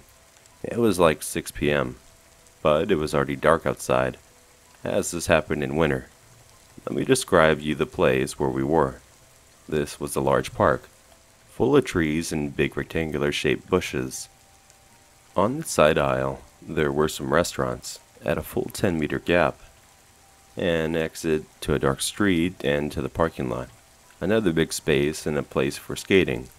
We thought that we were 100% safe, as we were still walking on the mall's property. We arrived near the strange exit when a 5'9" man approaches us and asks for a cigarette. My friend tells him that she doesn't have any other cigarettes because she got this one from someone else too. He seemed to be in his late 40s, wasn't shaved, wearing a red hood, which almost covered his eyes. I tell him that we have to go, to which he responds with some incoherent words. We both knew that something was off, so we made some steps back. "Why are you scared? I won't do anything to you," he said, as he was approaching. Silence. "Don't worry, I've met a lot of girls like you," he said, and then started to mumble other words. I couldn't understand. We didn't know what to do. We didn't know if he had any weapons. Behind us was a big bush, and in front of us was him. If we chose to run in different directions, he would be able to catch at least one of us, and probably take her with him. There weren't many people, but the ones who were passing by didn't seem to care about our terrified looks. My friend started to repeat that she was sorry, but she couldn't help him, and I think that one of the passerbys heard her. Fortunately, a man, maybe 6'3", who looked a lot more younger and stronger than the creep, stopped and asked him why he was bothering us. He wasn't given a response. My friend took the chance and crushed her cigarette with her foot as quickly as possible, and started running. I, as a complete idiot, remained frozen for a few seconds, and looked at her savior's eyes, then started sprinting. I'm not sure how to translate it, but the 6'3" man said in a strange language, something across the lines of, "Fly ahead," while I started to depart. We didn't stop running until we were sure that they couldn't see us anymore. Both of them left, and we went back to the mall safely, and we never told anyone about this encounter. So, creep from the mall. Let's not meet again.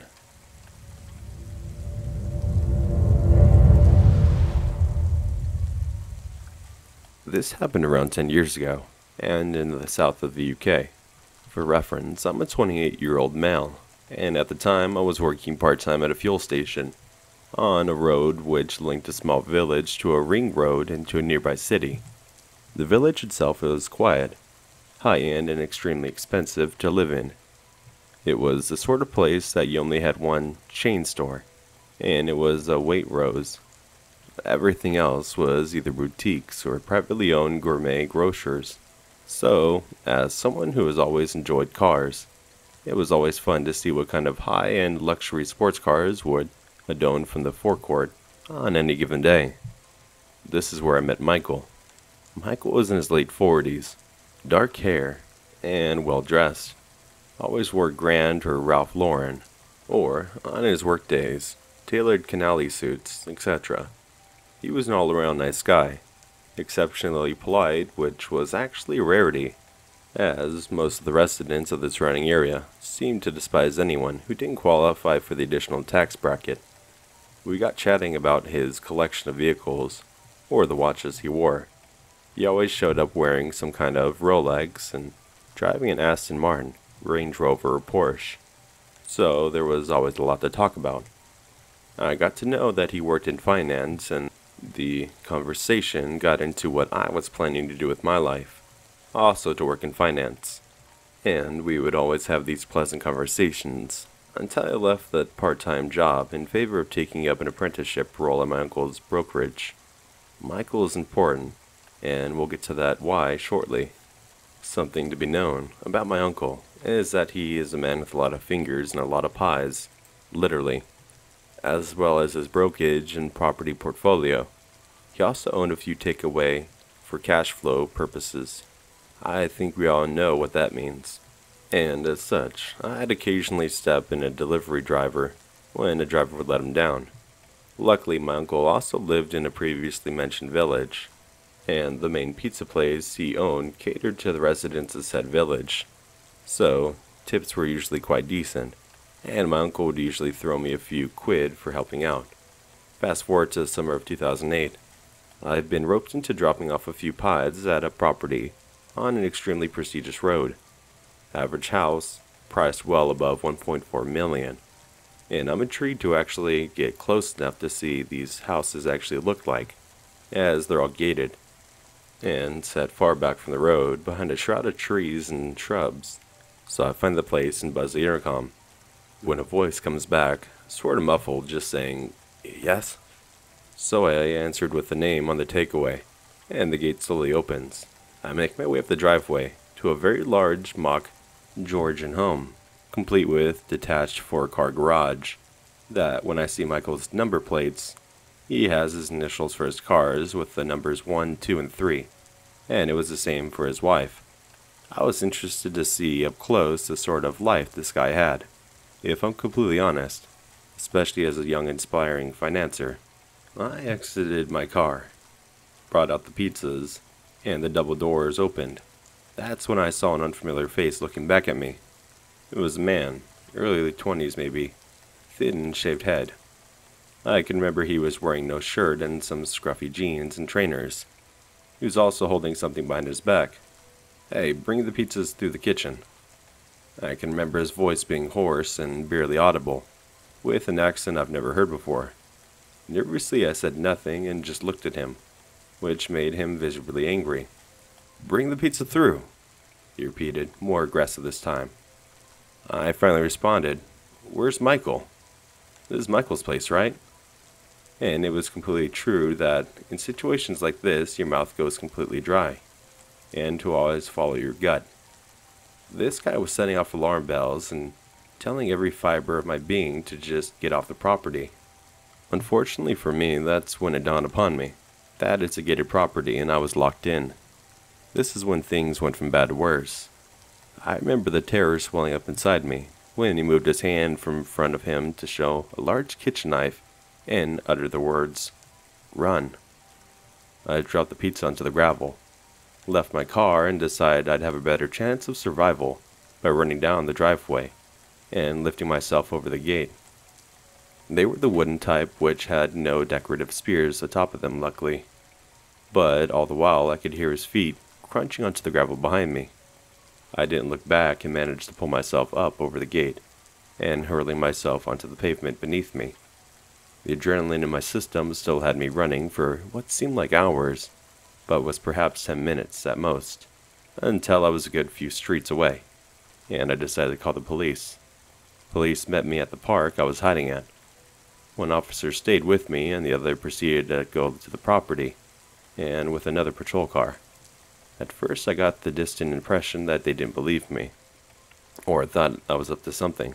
But after my uncle arrived to pick me up, and vouched for me being sent there to deliver pizzas for the PC in question, backed down. Upon their arrival at the property they found nothing, just my car with slashed tires and broken windows, alongside feces smeared across parts of the kitchen. There was food strewn about the place, and also a needle found in one of the bathrooms, but no sign of the man who threatened me. Michael and his family at the time were visiting family in Australia, I later found out. I never did go back for another shift at the pizza place, and although I understand this may not be the most crazy or horrifying encounter on this subreddit, it's something that always stuck with me. Wealth and apparent financial security is just completely illusionary.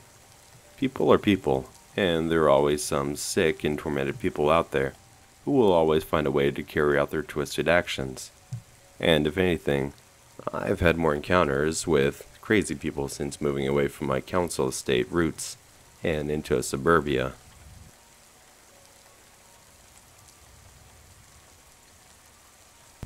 I've recently posted another encounter here on Let's Not Meet, in regards to something I experienced when working for one of my uncle's businesses, and coincidentally, he ended up calling me this morning. I told him about the subreddit and then subsequently explained what Reddit was, and that's when he chose to share this encounter with me. This is all verbatim, and it's not exactly a short story, so I appreciate it may trail off at some points, but I wanted to stay true to my uncle's account, hence why it's word for word. Understandably, this will irritate some readers. The following is from my uncle's perspective, and the use of I is refers to himself. This would have happened around 20 odd years ago. Very long time ago, and it's when your father and I ran the call center. doing the contracting work for various businesses, all within the financial services industry, and roughly around 50 staff, including managers and supervisors, and so on and so on. There were a lot of different then. The internet was still very much in its infancy, as was technology. We didn't have the same access to things that you would do now if you ran the same kind of operation. On top of this, we're running all of this out of a warehouse on the industrial estate right next to the gypsy camp, because that's all we could afford for the amount of floor space we needed. The campaign we're working on wasn't going as well for us. For the most part, we were just working out of phone books and the likes of leads, as data costs and still does cost a fortune. So we're under a lot of stress to meet the sort of deadlines and promises. Your father made it to the B2B clients, and we weren't in a great place. We were facing the possibility of cutting the staff down to at most 20 agents, with 2 managers. That's when I met Kevin. We heard of him from a few associates who ran with similar operations as ours. As someone who could provide leads and generally had the ability to turn companies around. So your dad got in contact with him and went from there. We didn't actually hear back for about a month after contacting him. So we were very much in the mindset of, well, fuck all this over, close down and start something else. And on the day we hyped ourselves up to tell everyone, you've all lost your jobs, we got a fucking phone call out of the blue. Who was on the phone? Kevin. Long story short, we discussed our situation.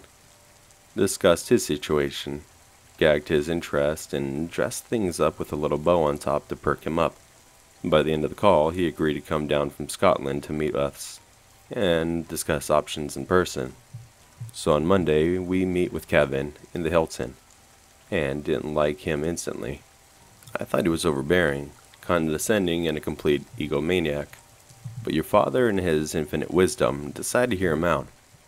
And it turned out that Kevin had a huge amount of leads from one of his sources in America, and needed a team of salespeople to dial them. We need to dial 25 agents, and in return we'll get a flat amount and payment, which would allow us to move premises, upgrade equipment, etc. So we agree, and a contract was written up, and we began our venture. In order to maintain a more hands-on approach to the business and to keep his contacts in the US happy, Kevin rented a flat close to the office and would often visit the office to monitor the progress, which would normally consist of him lurking around with a coffee. It's also important to mention that Kevin had next to no people skills, and struck me as either socially awkward or maybe somewhere on the autistic spectrum, or something. As soon enough, we began to get complaints from some of the other younger female staff that Alan would watch them too closely and hover around the women's bathroom, which of course we had to take seriously, but we weren't really in the position to piss the guy off who was potentially our savior.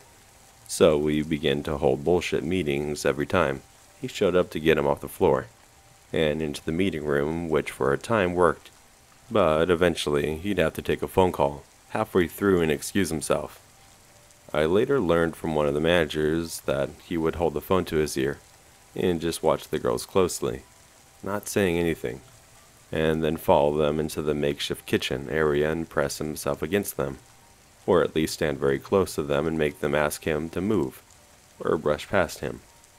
We decided to hold a meeting with the female members of the staff to ask them about their concerns, and to ask them if there was anything we could do to make their time at work more enjoyable. Deliberately not mentioning Kevin, just to test the waters. And one by one, they had something to say about Kevin. Some were just uncomfortable with his general demeanor, and some had been groped by him, and even propositioned, which was the final straw, really. So we decided to speak with Kevin, and cut ties and look at ways to exit the contract, which is when we get an email from Kevin saying he's moving back to Scotland, and we'll be moving back to Scotland, and we'll only be making quarterly visits. So we're understandably ecstatic that our lead source remains, but contact with the staff will be limited, and we believe that no more problems shall arise. And we can wear the caring boss hats, who valiantly drove away a sex pest, which would no doubt boost staff morale. Fast forward about 12 months, and Kevin's visits have all been uneventful, and the contract is drawing to a close. And we're excited to get our cut and to expand and move on to another primary contact, with Kevin gets in touch with another plan to extend our contract and package all our company up to be sold to a blue chip company, which specializes in the financial service industry. He acts as broker and takes a cut, but we make even more money than we originally thought, as well as half of the agreed amount. We received this particular contract was supposed to end just as goodwill gesture. He mentioned he had a few contacts in London and the US which would be interested in merging our operation into the current sales team for more dynamic sales approach, so this was something to ponder on and we agreed to get him back. Anyway, I was thinking over the idea and decided to go to the local pub when I ran into a guy called Carl, who also ran a similar business as myself. We got to chatting and he brought up Kevin, saying something along the lines of, "You're working with Kevin Smith, aren't you?" And unsure how he knew that, asked him why. "Why would you want to know?" To which he responded with, "That guy is a fucking nutcase, mate. Honestly, the things I could tell you about him." And at first I thought, here we go. This is just more gossip and bullshit, but most likely jealousy. But curiosity got the better part of me, and I asked him, "Go on then. Why is he a nutter?" And he laughed some more, took a few sips of his lager, and off the cuff said, "You know that geezer murdered his wife, yeah?" And admittedly, I scoffed, but Carl's face was serious, stone-like and unsmiling. "No, he didn't," I said, still laughing. "He killed his wife, mate. I wouldn't make that up." I can always remember the look in his eyes when he told me that. I was unnerved, but still. You can't believe anyone in business, and I decided to probe him some more. "What happened?" I asked, or something to that effect. "I don't know the whole story. He kept it very quiet. You won't find it in the papers or in the news or anything, but basically his wife was found battered. No signs of a break-in, and the only DNA in the house was his. He's a wealthy guy, though. Never got in the press, and he managed to get off. But I tell you, he's a dodgy bloke. We had him with us in '98, and we exited out of our contract. Got loads of complaints about him. He's a perv, mate." So I'm thinking, oh bollocks. We have a murderer as our main source of income, and the guy's off of his rocker. But I don't let on to Carl. And instead tell your dad, and he says he's fine. He's eccentric from a different era, and we shouldn't just hold out a bit longer. You know what your dad's like. He gets the moral compass of a bloody war criminal, but stupidly, I relented. And we entered the new contract, and true to his word, we received half of the original agreed commission fee. So we were able to move offices, and this is when Kevin decided to move back down to the south and take permanent residency at our new office to oversee the packaging process. So he set himself up in the office opposite to the hallway of the woman's bathroom, and would spend most days on his phone or just loitering again. By that time, we had a major staff overhaul, and employees, skilled salespeople, and management staff, so we're confident that Kevin would behave, and we wouldn't have to repeat of last time, but unfortunately this was short-lived, as an administrator complained to HR that she saw Kevin having some alone time in his car, outside while watching some of the girls who would go outside to smoke. Obviously this kickstarted the rumors of Kevin being a pervert again, and his odd behavior did not help. So we decided to seek legal help and eventually were able to get out of contract. Kevin in our mindsets was long gone, and this would have been back in the early 03s, when I was working late at the office alone, when I saw a figure moving through the office towards my enclosed office in the back. I knew it wasn't security or the cleaners, as securities weren't permitted to enter offices without permission when a staff member wasn't present, and the cleaners had left earlier, besides which the cleaners we had was a rake-thin Asian woman, and this figure, which was now barreling towards me, was much larger in both height and width. I stood up and moved towards the door to lock it, when I saw Kevin's face on the other side. Now Kevin was a big guy, probably about 22 stone and around 6'4". I must have been around 12 stone and 6'1", so easily pushed back and barged in through the door. I can remember going for the phone to dial security, when he gets on top of me, and instead of the beating I was expecting, he was trying to pull the watch off from around my wrist. Confused and understandably pissed, I tried to get him off of me, but his weight was making it difficult to move, and I would just remember him looking me dead in the face and without saying anything, eyes completely blank. Somehow I managed to get him off of me.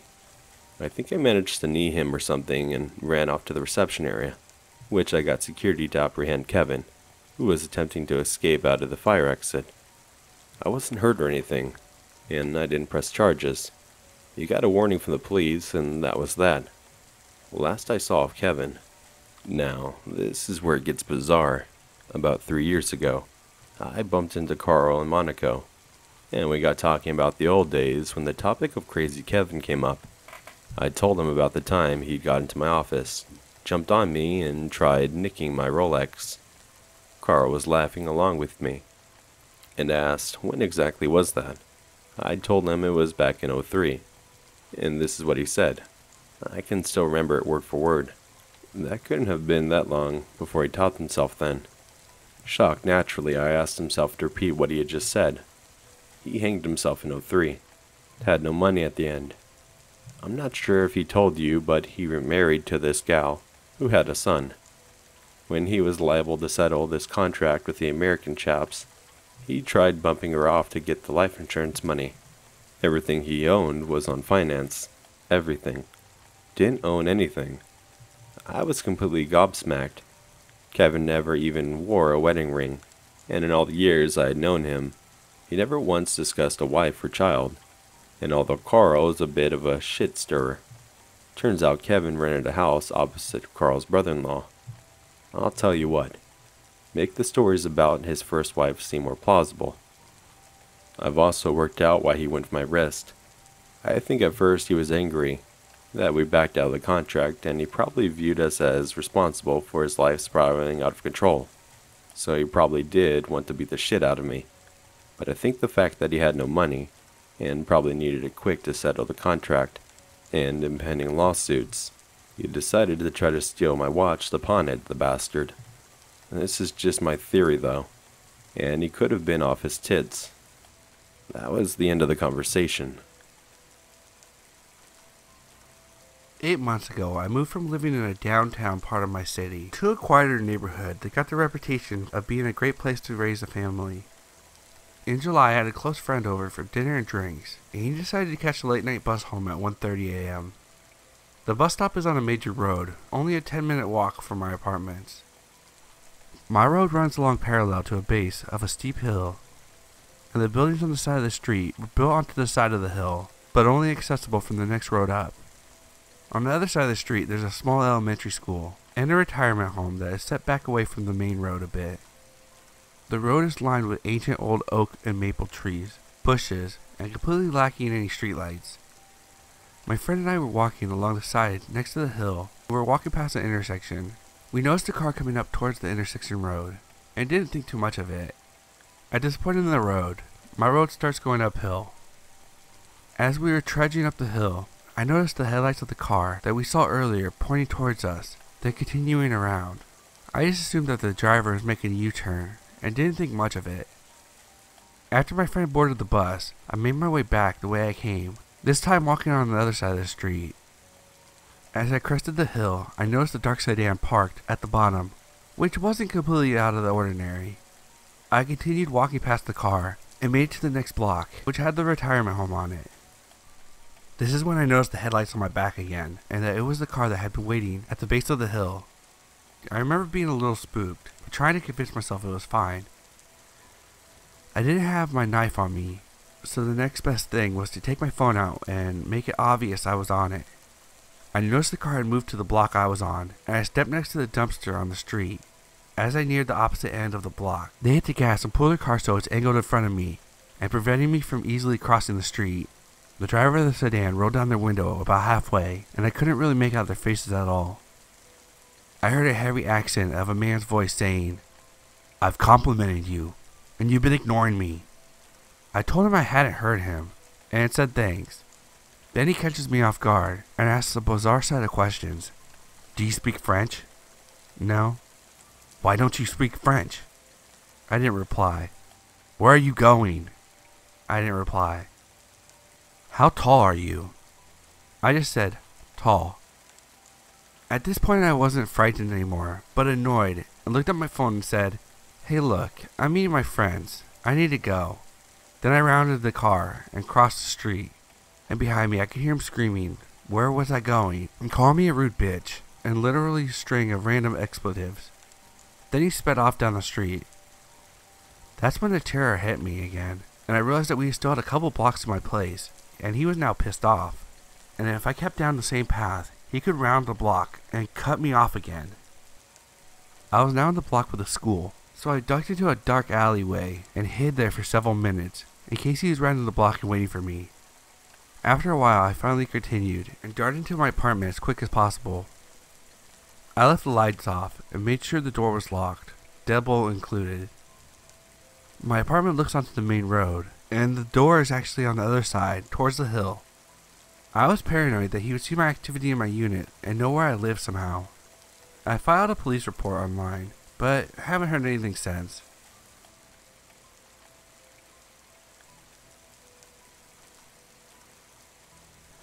Okay, this happened to me last year.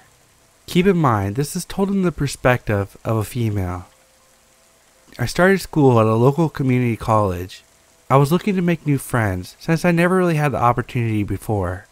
I was a weird fat kid throughout elementary and high school. College was a chance for me to reinvent myself, to actually make friends and fit in for once. It's college. No one gives a fuck if you're weird. You're all just trying to get through finals, after all. Well, I had class with this one kid. Let's call him Creep, because that's what he was. Anyway, me and the Creep had our ITE class together. I'd see him every day, but didn't talk to him much. He stayed in his corner of the room. I sat with my friend, and the older lady, we'll name Jay. I had a TARDIS backpack. Yeah, I know. It's not bigger on the inside, by the way. Anyway, he saw this and said it was cool. I said that was cool, and we talked a bit about our interests as we walked to our next class. He was into cosplay, as was I, and we both enjoyed BBC programs along with anime. He seemed friendly, and I went about my day. Things got uncomfortable after that. He started showing up everywhere that I did. Mostly he would invite himself to lunch with me and my friend S. He was disgusting. We went to lunch one day, and he ordered this burger with peppers, onions, and mayo.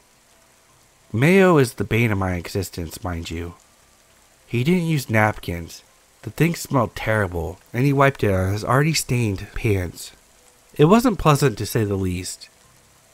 He kept popping up places and inviting himself to lunch, and I was beyond done with him. I have a habit of attracting weird people. I don't know why. I was just ready to cut and run if it came to it. Anyway, he invited himself to lunch with me again when S wasn't present. He said he had a crush on S, and I knew S went through a bad breakup. I told him to leave her alone, but he was insistent on me seeing if she liked him. I said no, leave her alone. He left after that, and I enjoyed my shitty spaghetti. Then the freaky thing happened. I was leaving to go to my car one day when I ran into him. We talked a bit, but I was trying to get away from him, but he really insisted on talking. Eventually, I tried to excuse myself, saying that I was going to go to my car and I would talk to him later. He followed me. He said it was fine and walked with me towards my car. He then proceeded to tell me a funny story about him getting drunk and punching his crazy ex in the face. Like that would totally impress me or some shit. I did what any normal person would. I looked him in the eye and said, no. Got in my car and drove off. He fucked off and left me alone after that. That wasn't the really creepy part though. No. I learned a few weeks ago, he killed someone before. Apparently, he got into a fight and stabbed someone in self-defense. The circumstances were more than shady though, but the police in my area are pretty shitty. The guy the Creep stabbed ended up dying. So yeah, I was stalked by someone who killed another person. Ain't I lucky?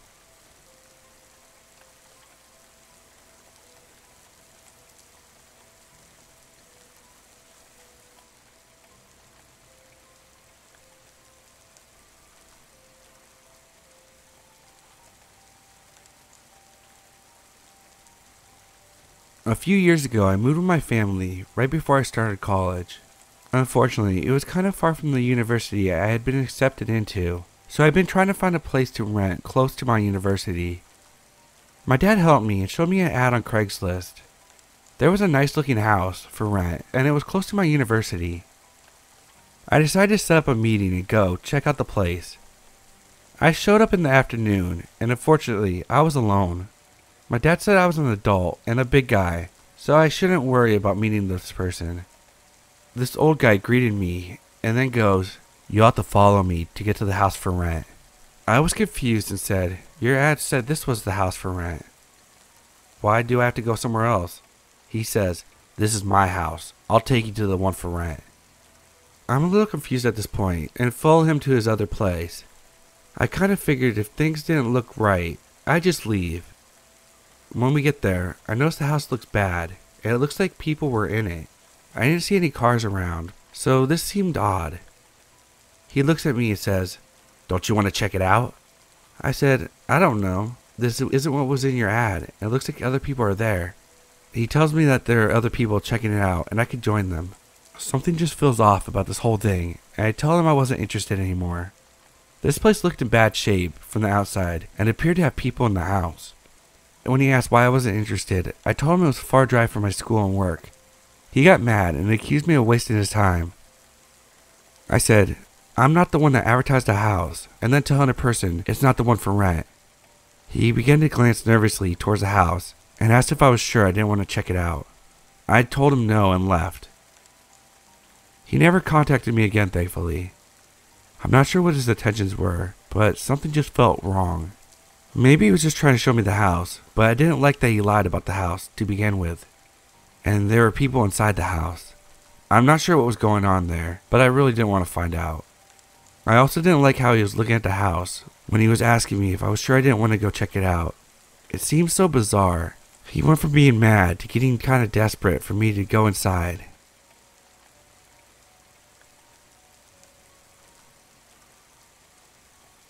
I know this sounds like common sense. Never go alone to a stranger's house. But you always think, it'll be fine. I learned my lesson. I was selling a used VR headset on Facebook Marketplace. A man who lived in my town, 5 minutes from my home, messaged me saying he wanted to buy it. Everything went normal, and we agreed that I'd bring it to him after work at about 5:30. So today, after work, I go over to his address. It's winter, so the sun has set. It's a normal house, normal street. When I knock on the door, a 30-year-old man opens it. I recognize him from his Facebook page. Instead of handing me over the money, he tells me he left his money inside and that I should come in. I politely declined, knowing that setting foot in a stranger's house was a big mistake, especially since I was alone. He continued to ask, but eventually he gave up. He turned and walked into his house to what I assumed was his living room. He emerged a few moments later and stood there in the middle of the hallway, holding out the money. He stood far enough back that I would have to walk into his home to get it. The fact that he so badly wanted me to cross the threshold into his house set off alarm bells in my mind. I held the box I was holding slowly with one hand, stood on the path. We stared at each other for a long 10 seconds before he sighed and walked out of the house over to me. He snatched the box from my hands and dropped the €20 on the floor, accidentally. He stood, waiting for me to bend over and retrieve the money. Instead, I put one hand in my pocket, slipping the key between my fingers just in case I needed to inflict some damage to get away. I think he realized whatever his plan wasn't going to happen, because he sighed again and picked up the money for me. He handed the money to me and just turned away, without another word. I slowly backed out of his garden before jogging to my car, which I parked further down the road. Maybe I'm just paranoid, but this whole situation made me feel so uneasy. I just know I won't be doing that again.